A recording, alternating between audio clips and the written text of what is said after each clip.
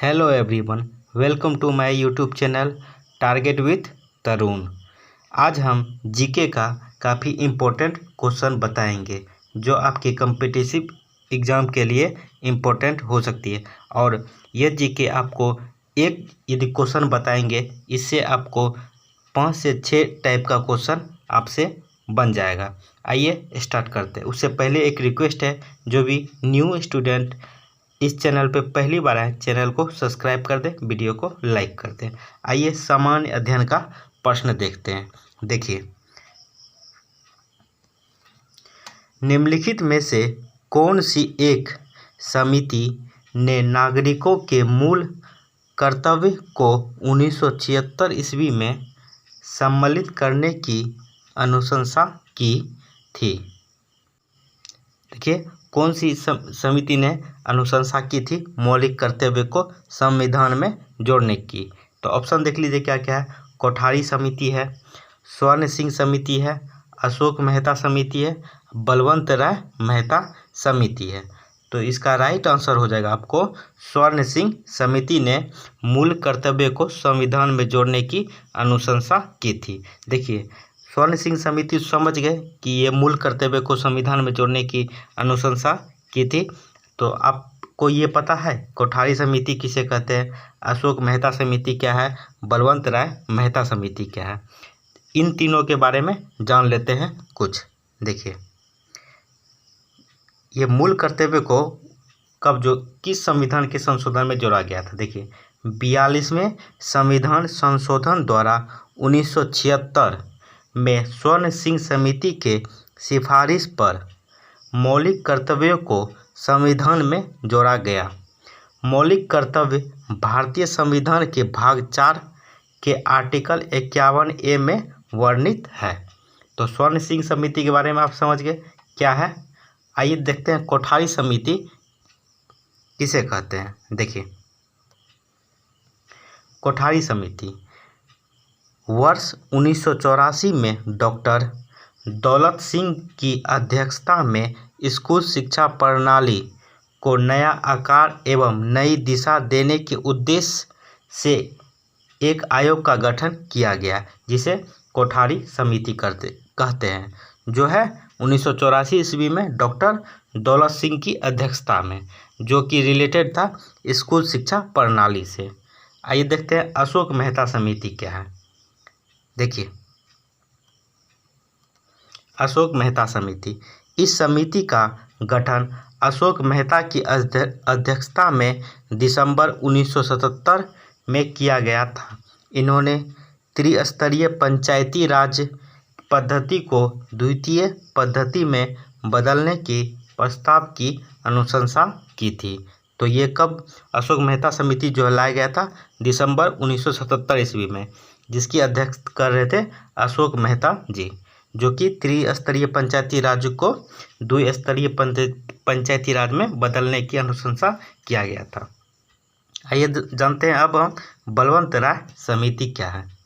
देखिए, बलवंत राय समिति, बलवंत राय मेहता समिति, इसका गठन 1957 में किया गया था। यदि आपसे पूछ लिया जाता कि बलवंत राय मेहता समिति का गठन कब किया गया था, तो 1957 ईस्वी में किया गया था। इन्होंने त्रिस्तरीय पंचायती राज पद्धति की स्थापना की अनुशंसा की थी।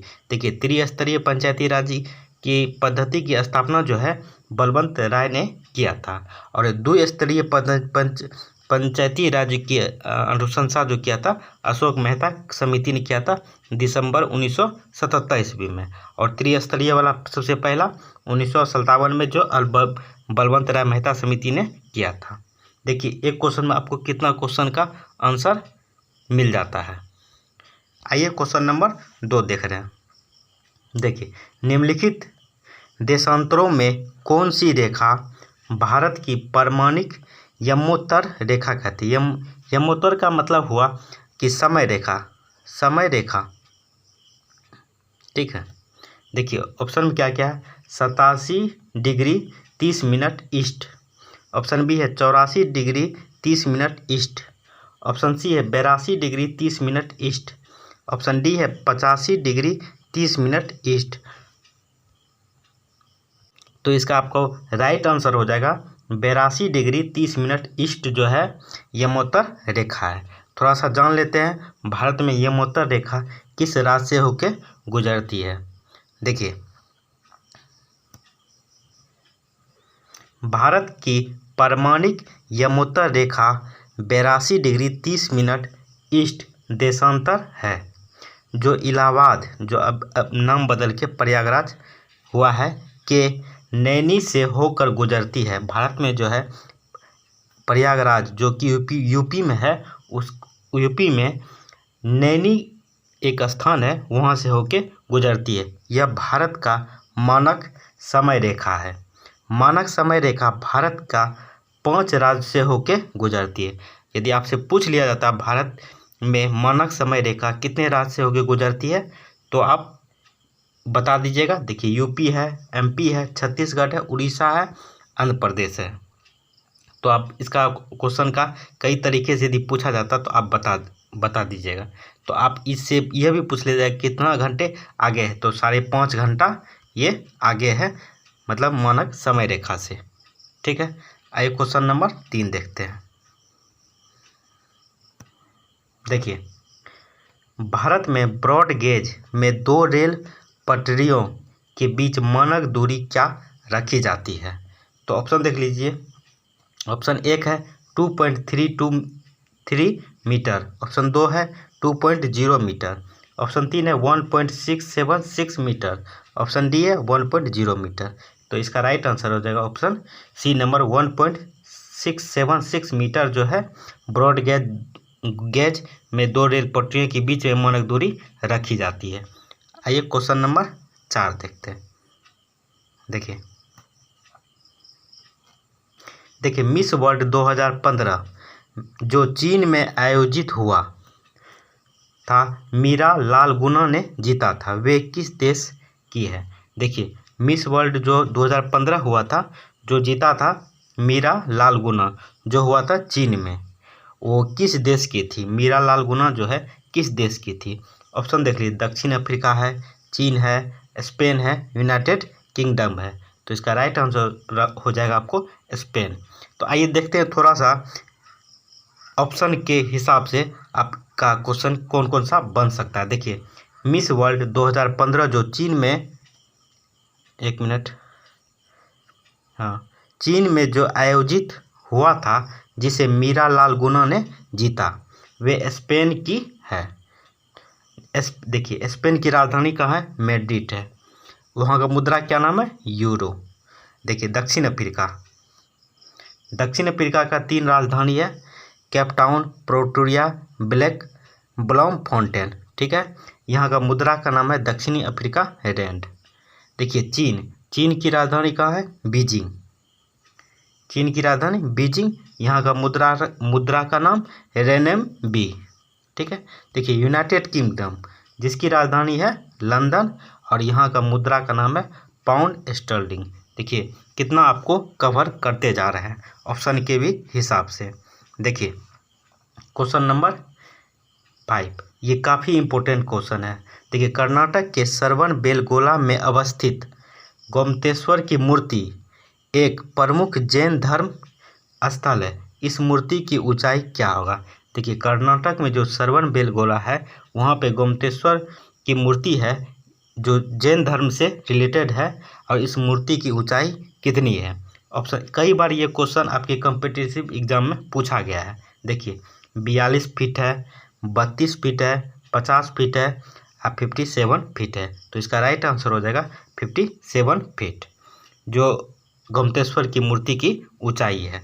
आइए थोड़ा सा जान लेते हैं इसके बारे में। देखिए, गोमतेश्वर की मूर्ति की ऊंचाई 57 फीट है।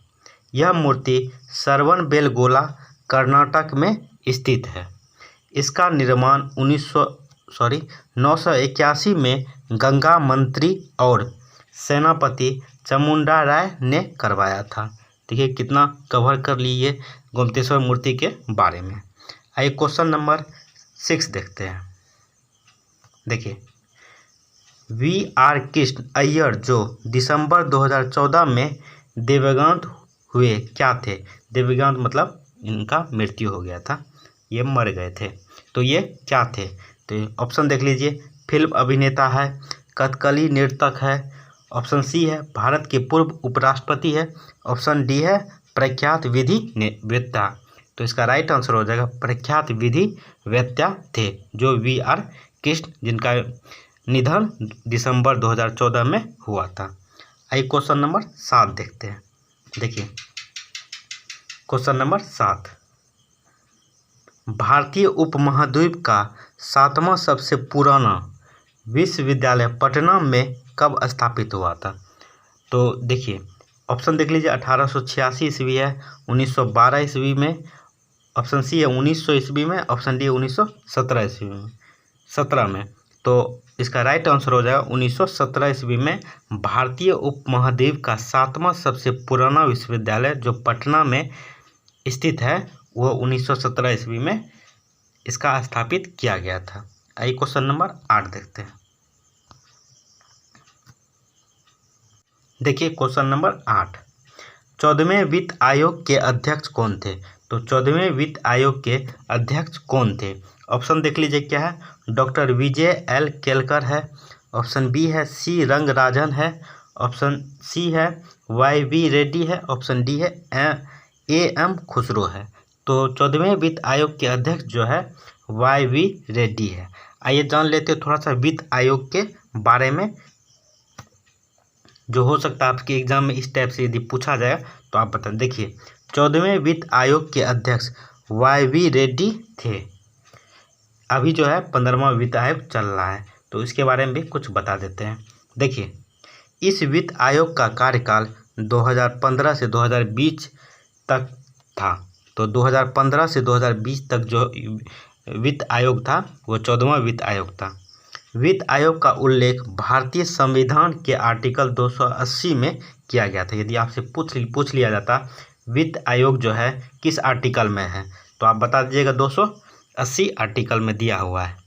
वित्त आयोग की स्थापना 1951 ईस्वी में किया गया था।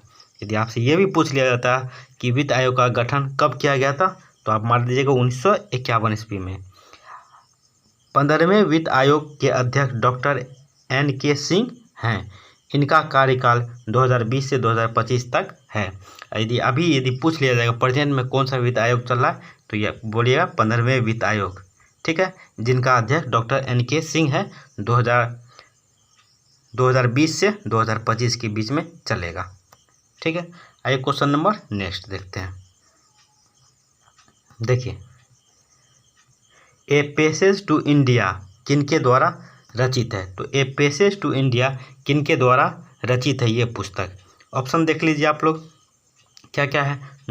नीरज सी चौधरी है, EM फोस्टर है, ऑप्शन सी है थॉमस डॉर्टी है, ऑप्शन डी है रविन्द्रनाथ टैगोर।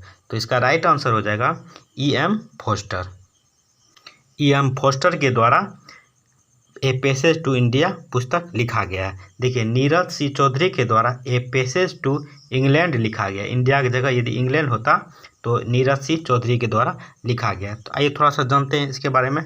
देखिए a passage to India EM Forster द्वारा रचित है। देखिए a passage to England Neeraj C Chaudhary के द्वारा रचित किया गया। तो ए पैसेज टू इंग्लैंड कहता तो नीरज सी चौधरी होगा। यदि ए पैसेज टू इंडिया बोला जाएगा तो EM फोस्टर के द्वारा रचित है। देखिए आप लोग जानते हैं गीतांजलि, गोरा आदि रविन्द्रनाथ टैगोर द्वारा लिखा गया है। रविन्द्रनाथ टैगोर को 1913 में गीतांजलि के लिए नोबेल पुरस्कार से सम्मानित किया गया था।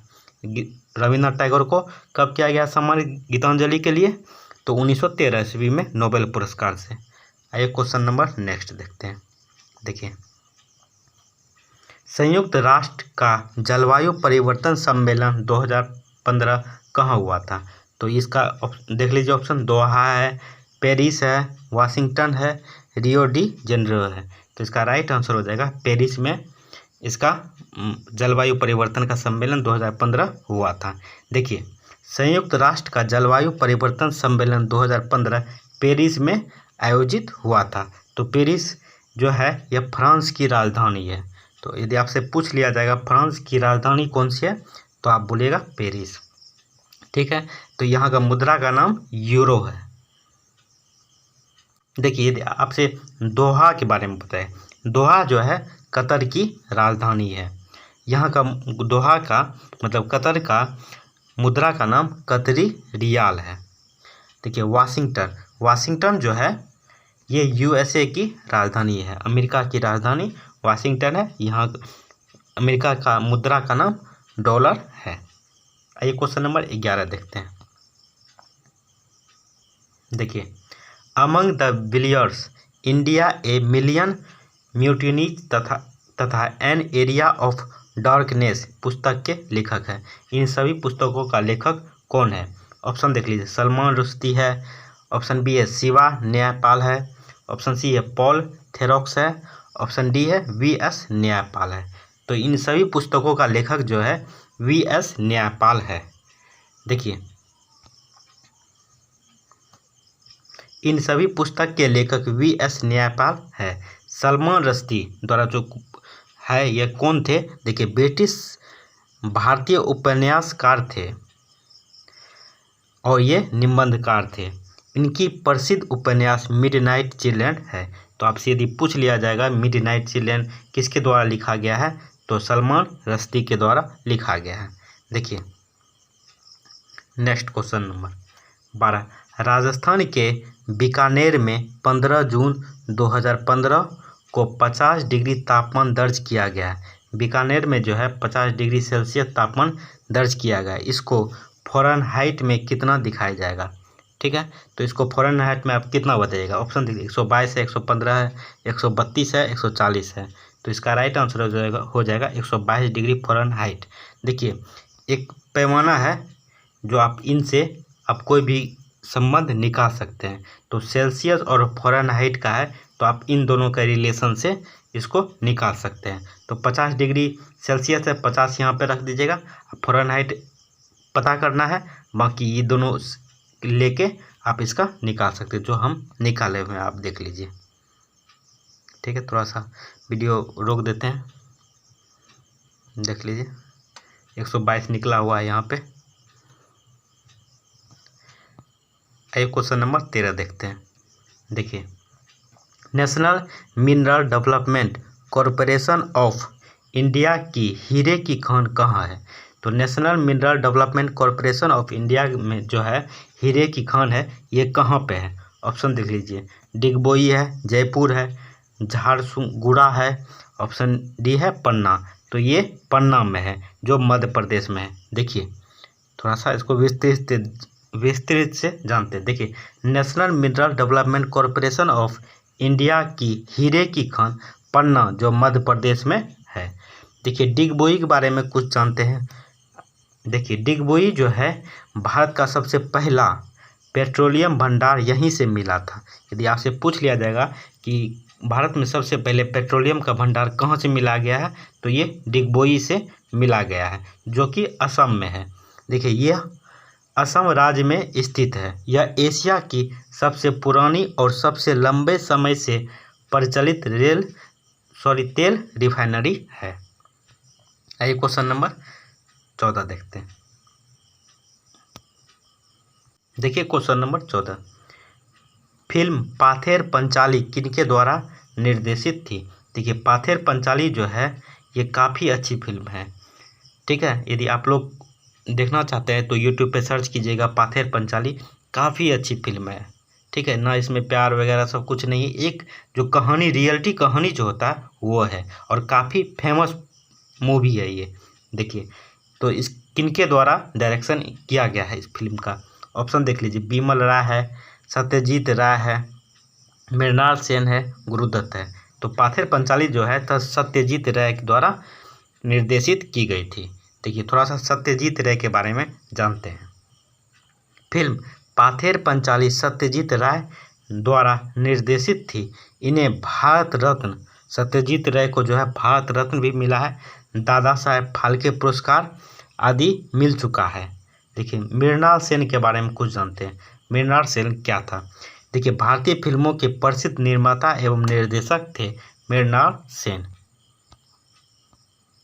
देखिए आज का वीडियो का लास्ट क्वेश्चन, अंतर्राष्ट्रीय योग दिवस कब मनाया जाता है? तो योग दिवस कब मनाया जाता है आप लोग जानते ही होंगे, 21 जून को मनाया जाता है। 21 मार्च है, 21 मई है, 21 जून है, 25 दिसंबर। तो इसका राइट आंसर हो जाएगा 21 जून। 21 जून को ही क्यों मनाया जाता है? थोड़ा सा देखिए, 21 जून जो है हमारे लिए थोड़ा सा स्पेशल है। देखिए, अंतर्राष्ट्रीय योग दिवस 21 जून को मनाया जाता है। यह दिन वर्ष का सबसे लंबा दिन होता है।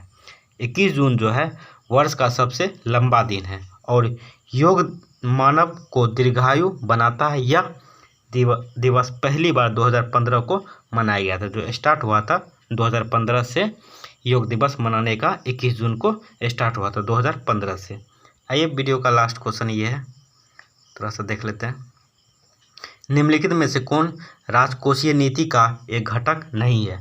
ऑप्शन देख लीजिए, कराधान नीति है, सार्वजनिक ऋण नीति है, ऑप्शन सी है व्यापार नीति है, ऑप्शन डी है सार्वजनिक व्यय नीति है। तो सार्वजनिक व्यय नीति जो है राजकोषीय नीति का घटक नहीं है।